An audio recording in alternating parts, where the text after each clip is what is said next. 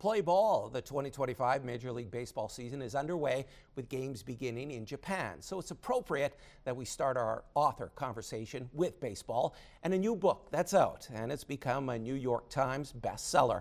John W. Miller now joins us from Pittsburgh, Pennsylvania. Hi there, John.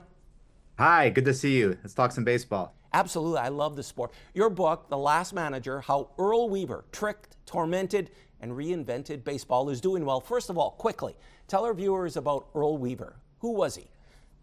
Earl Weaver was the best manager, the winningest manager of the 1970s. He also is a pioneer in baseball history. He was the first manager to use data in a way that we recognize today as modern to try to predict pitcher-batter probabilities. Also the first manager to use a radar gun. So very innovative, very transformative character in baseball history, and also a very funny character, kind of the archetype of the ranting, raving manager who was so symbolically important for baseball and culture in America and Canada in the 70s.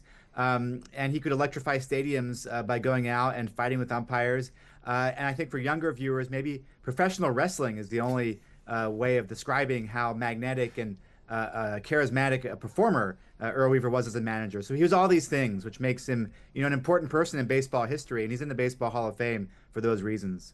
I'm wondering, why did you decide to write this book? Because he was such a, not polarizing character, but such a colorful character, I guess. Well, a few reasons. One is that nobody else had done it, and then he's in the book Moneyball. He's in all these books about baseball history and baseball analytics, and every one of these books says, including Moneyball, well, Earl Weaver figured all this out first. And so I thought, if nobody else has examined where he came from, what his legacy was, what his origins were, and then I'm an Orioles fan, unabashedly, and I became an Orioles fan in the 80s when they were terrible, and they'd had this glory run in the 70s, and it was kind of like living in Rome in the 4th century and reading about Julius Caesar. You wondered why they'd had this run of glory, why they were so great, and what this little character, Earl Weaver, had to do with it. And I was living in Pittsburgh and writing about the steel industry, and he died, and the Wall Street Journal, where I was a staff writer, asked me to write his obituary. And so I was very seized by his story in writing the obituary, and again had this notion of why has nobody examined this man's legacy when he's so important for baseball history. And Weaver believed in pitching, defense, and the 3-run homer. He didn't believe in that small ball, stolen bases, sacrifice bunts, hit and run. Well, there's a little bit of a myth there. The first half of his career, the Orioles actually bunted over league average, partly because they had a shortstop named Mark Belanger, who was a terrible hitter but a brilliant fielder, and so Belanger would bunt a lot.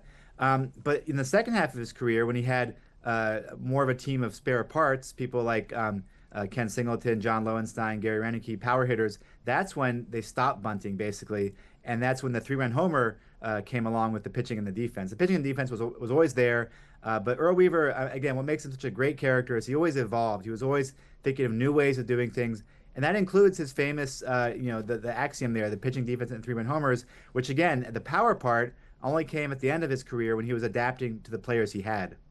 Under Weaver, the Orioles had their only forfeit in 1977 against the Toronto Blue Jays. Very quickly, tell our viewers about that game.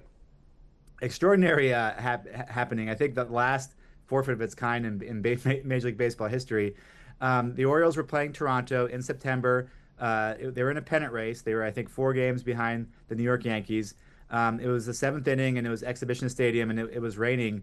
And the grounds crew had the tarp ready, and Earl decided that it was a hazard for his left fielder, and he asked the crew to move the tarp, to roll it farther away from the field. And they wouldn't do it, and he was like, okay, well, I'm taking my ball and I'm going home.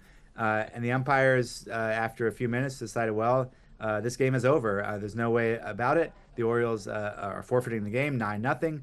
And it was a big story and a unique story, too, which also speaks to Earl Weaver's temper, his darker sides, his impulsiveness, and also his single-minded focus on getting what he wanted and rebelling like a toddler when he didn't get it. John, it was a real pleasure. Thanks so much for your time and continued success. Thank you so much. Thanks for having me. John W. Miller was our guest, and to see more of our author series, head to our website, ctvnewsnorthernontario.ca.